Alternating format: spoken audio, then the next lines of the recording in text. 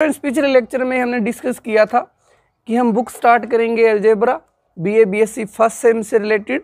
Topic हमारा रहेगा आज का मैट्रिसेस। ठीक है जी, तो फर्स्ट चैप्टर है आपका मैट्रिसेस। तो स्टार्ट करते हैं कि मैट्रिक्स होती क्या है सबसे पहले तो। ठीक है जी, बिल्कुल बेसिक से स्टार्ट करेंगे। तो मैट्रिक्स क्या होती है? अरेंजमेंट रहती है आपकी, जब आपको एक से ज़्यादा नंबर्स दिए जाएं, ऑब्जेक्ट्स दिए जाएं या कुछ सिंबल्स दे दिए जाएं, उनको आपको अरेंज करने के लिए बोला जाए। ठीक है, तो ये क्या होता है, मैट्रिक्स जो है एक आपको एलिमेंट्स या नंबर्स को अरेंज करने का तरीका होता है। ठीक है, मेथड होता है।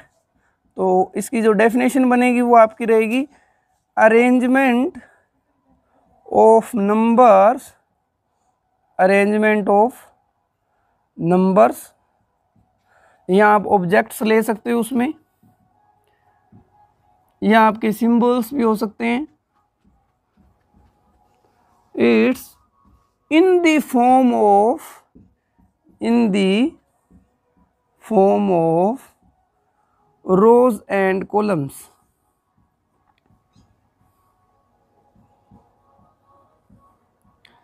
अब इसमें जो समझने वाली बात है स्टूडेंट्स, वो है रोज और कॉलम। अब आप मैट्रिक्स का रियल लाइफ एग्जांपल देख सकते हो, जैसे कि आपने काउंटिंग चार्ट देखा होता है, उसमें क्या रहता है 1 to 10 ऐसे लिखे रहते हैं, फिर आगे सेकंड लाइन थर्ड लाइन ऐसे आती रहती है। तो वो क्या है 1 to 100 नंबर्स की अरेंजमेंट है इन द फॉर्म ऑफ रोज और कॉलम। अब समझते हैं कि रोज और कॉलम क्या है। आपको एलिमेंट्स दे दिए जाए, मान लो 1 2 3 4 5 6, ये 6 एलिमेंट्स दे दिए जाएं, आपको बोला जाए इनको अरेंज करो, तो आप उनको अरेंज कर सकते हो एक लाइन में सिंपल। ठीक है, या आप उसको इस तरह से भी कर सकते हो, या कोई आएगा वो 1 2 3 4 5 6 इस तरह से कर देगा। ठीक है, हर एक किसी का अलग अलग तरीका रहेगा आपका।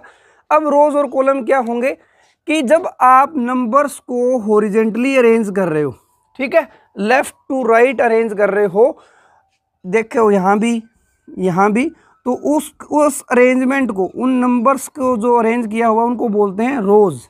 जैसे ये फर्स्ट रो, ये सेकंड रो, ठीक है, रो 1 रो सेकंड। अब इसी के अंदर आप देख सकते हो कि एलिमेंट्स को, नंबर्स को वर्टिकली अरेंज किया हुआ है। यहाँ भी आप देख सकते हो ये 1 4 2 5 3 6, इनको क्या किया हुआ है, वर्टिकली अरेंज किया हुआ है। तो इस वर्टिकली अरेंजमेंट है जो एलिमेंट्स की, उसको हम बोलते हैं कॉलम। ठीक है, तो इसमें ये फर्स्ट कॉलम हो गया C1, ये सेकंड कॉलम हो गया, ये थर्ड कॉलम हो गया। तो ये आपका मीनिंग रहता है अरेंजमेंट के अंदर रोज और कॉलम्स का। या आपको एक से ज़्यादा पर्सन्स का डाटा दिया जाए, डाटा इन्फॉर्मेशन दे दी जाए, मान लो कि सुरेश और रमेश 2 स्टूडेंट्स हैं,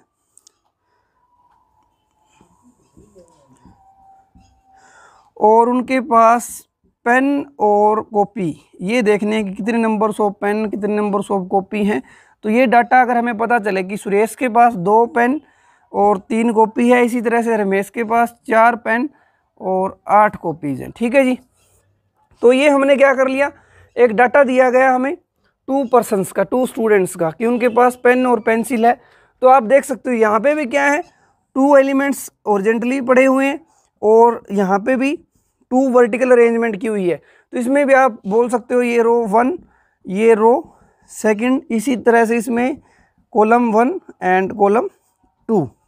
ठीक है, तो ये सभी के सभी क्या है, रियल लाइफ एग्जांपल्स हैं आपके। ठीक है, जब एक से ज़्यादा नंबर्स, एलिमेंट्स, सिंबल्स को आपको अरेंज करना हो तो उनको हम सिंपली क्या बोल देते हैं स्टूडेंट्स, मैट्रिक्स बोलते हैं। और भी बहुत सारे एग्जांपल्स आप इसमें देख सकते हो। ठीक है, अब स्टूडेंट हमने देख लिया कि मैट्रिक्स होती क्या है, वो तो हमें पता चल गया। अब बात करते हैं नोटेशन की, कि आपकी एक मैट्रिक्स की नोटेशन क्या रहेगी, आप कैसे रिप्रेजेंट करोगे मैथमेटिकली।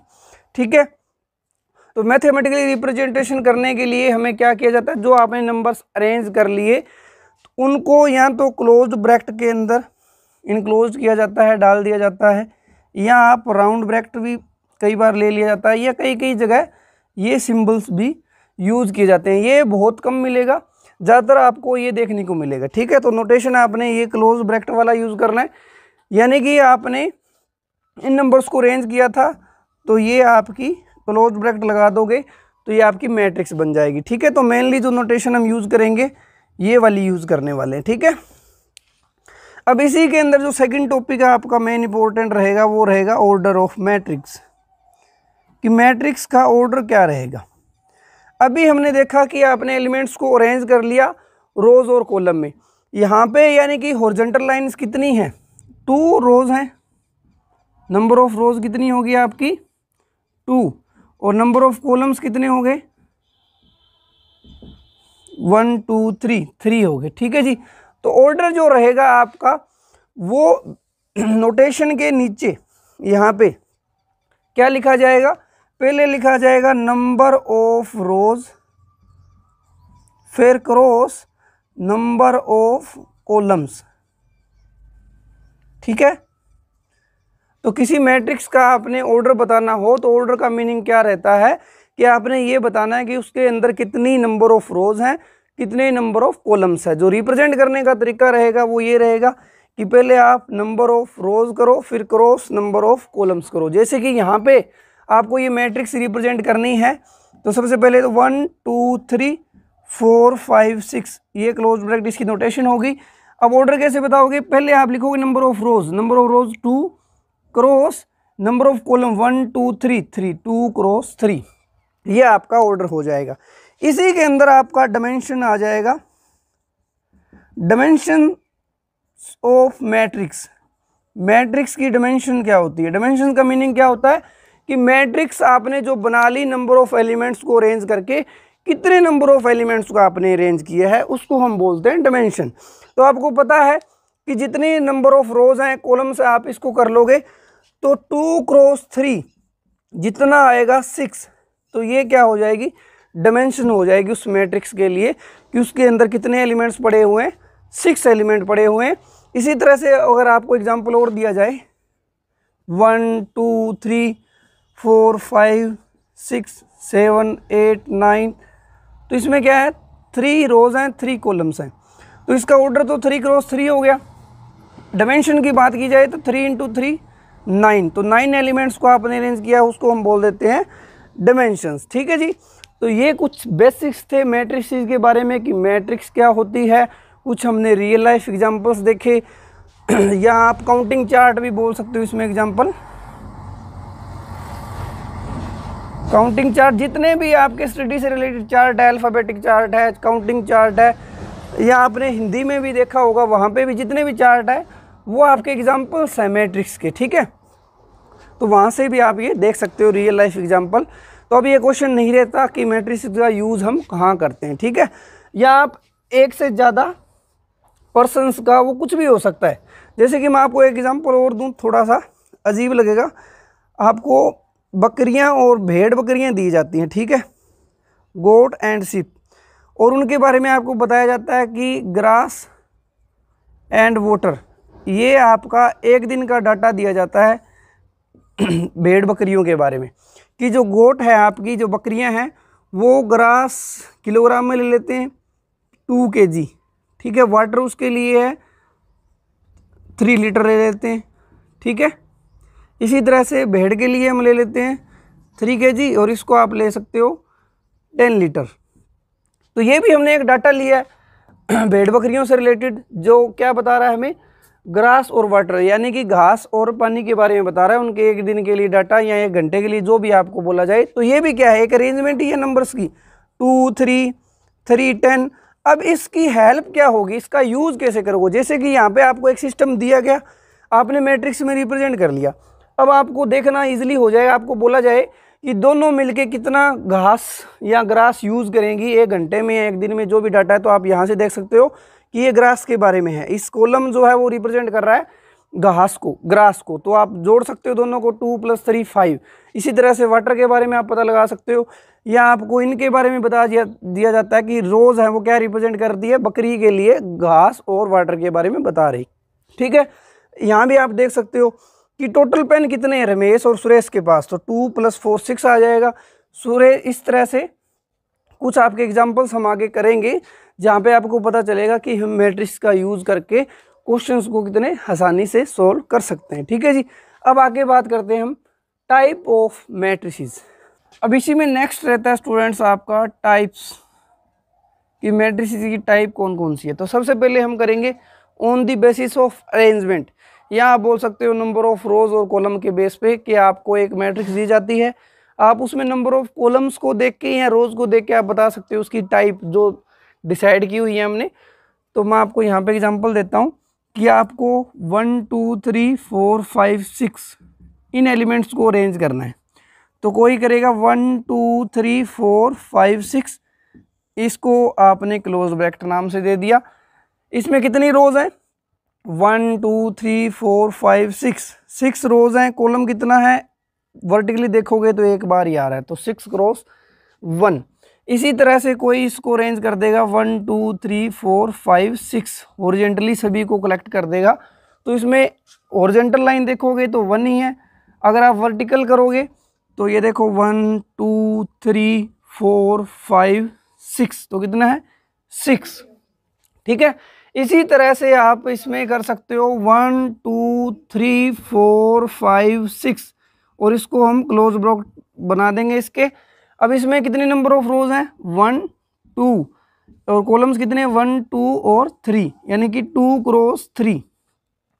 यहाँ पे देखो कि एक हमने अरेंजमेंट ऐसी ली है या एक मैट्रिक्स आपने ऐसी लिया है जिसके अंदर कॉलम क्या है 1 है, नंबर ऑफ कॉलम कितना है इसमें 1। तो ऐसी मैट्रिक्स जिसमें आपका कॉलम क्या हो 1 हो, ओनली 1 कॉलम हो, तो उसको हम स्टूडेंट्स बोल देते हैं कॉलम मैट्रिक्स। नाम से ही ये क्या है अपने बारे में बता रही है कॉलम मैट्रिक्स। कॉलम मैट्रिक्स कौन सी हो जाएगी जिसके अंदर ओनली 1 कॉलम हो। इसी तरह से यहाँ पे आप देख सकते हो इसमें रो कितनी है 1 है, तो the matrix in which only 1 रो। ठीक है, तो उसको हम बोल देंगे रो मैट्रिक्स। ठीक है जी, रो मैट्रिक्स। तो मेनली हमने देखा ये सारी की सारी अरेंजमेंट के बेस पे ही पता चल रहा है कि आपने एलिमेंट्स को इस तरह से अरेंज कर दिया तो उसमें कितनी नंबर ऑफ कॉलम्स रो के बेस पे रिप्रेजेंट करते हैं, कॉलम मैट्रिक्स, रो मैट्रिक्स। फिर इसमें देखो कि आपने अरेंजमेंट इस तरह से की है 2 क्रॉस 3, तो हम ऐसे मैट्रिक्स के बारे में पता लगाने के लिए हम क्या करेंगे, जो बाउंड्री पॉइंट्स हैं, देखो यहाँ से अगर चलोगे बाउंड्री पॉइंट्स इन सबको मिलाते चलो, तो जो शेप आएगी आपकी बाउंड्री पॉइंट्स को मिलाने के बाद, बाहर बाहर वाले पॉइंट्स को मिलाने के बाद जो शेप नज़र आ रही है वो आपको रेक्टेंगल नज़र आ रही होगी। वैसे भी पता चल रहा है अगर इस साइड लेंथ की बात करो तो 3 है, 1 2 3 3 एलिमेंट्स हैं। अगर इस साइड की बात करो तो यहाँ पे 2 एलिमेंट है, तो दोनों की दोनों साइड इक्वल नहीं है, तो ये क्या होती है रेक्टेंगल। तो इसको हम बोल देते हैं रेक्टेंगुलर मैट्रिसेस। ठीक है जी, तो नेमिंग से ही पता चल रहा है सब कुछ। रेक्टेंगुलर मैट्रिसेस कौन सी, जिसमें number of rows not equal to number of columns, ये आपने ध्यान देना है। ठीक है, या तो आप ऐसे शेप बना बना के देख लो, या आपको पता चल जाएगा क्योंकि यहाँ पे लिखा तो दिखेगा ही पहले ही। अगर आपकी नंबर ऑफ रोज और नंबर ऑफ कॉलम्स इक्वल नहीं है तो आपको पता चल जाएगा कि बाउंड्री पॉइंट्स मिलाओगे उनकी लेंथ क्या होगी, इक्वल नहीं होगी। अगर लेंथ इक्वल नहीं है तो फिर रेक्टेंगुलर शेप ही बन सकती है। एक एग्जांपल आपको और दे सकता हूँ कि 1 2 3 4, ये 4 एलिमेंट इनको अरेंज करना है, तो आप अरेंज कर सकते हो 1 2 3 4, यानी कि 2 क्रॉस 2 की मैट्रिक्स बना सकते हो। इनके एलिमेंट्स को मिलाओ बाउंड्री पॉइंट्स को, तो यहाँ पे देखो इधर भी 2 एलिमेंट है, इधर भी 2 एलिमेंट है, यानी कि शेप आएगी स्क्वायर की। तो ऐसी मैट्रिसेस जिसमें नंबर ऑफ कॉलम्स और नंबर ऑफ रोज इक्वल हो जाते हैं उनको हम क्या बोल देते हैं square matrix. Number of rows equal to number of columns. ठीक है जी, तो ये अभी हम कर रहे हैं discuss on the basis of rose and columns. तो आपकी ये स्क्वायर मैट्रिक्स होगी।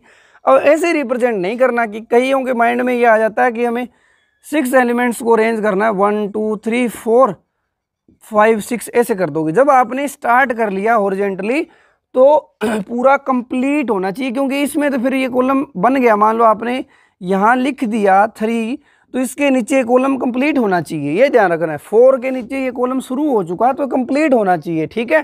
क्योंकि आगे हम इसकी एप्लीकेशन जब करेंगे तो यहाँ पे मैं आपको वहाँ पे बताऊंगा कि ये जो एक लाइन आ रही है हॉरिजॉन्टल लाइन या वर्टिकल लाइन, ये क्या रिप्रेजेंट करती है, ठीक है। तो ये ध्यान रखना है, अभी माइंड में इतना रखना है कि इस तरह से आपने अरेंजमेंट नहीं लेनी। जब आपने एक बार यहाँ लिख दिया तो नीचे कॉलम बनाना है ना, तो वो फिर कंप्लीट करना है, या तो फिर ऐसे ही कर दो, ठीक है। ये ध्यान रखना है थोड़ा सा, ठीक है। तो ये कुछ टाइप्स थी आपकी।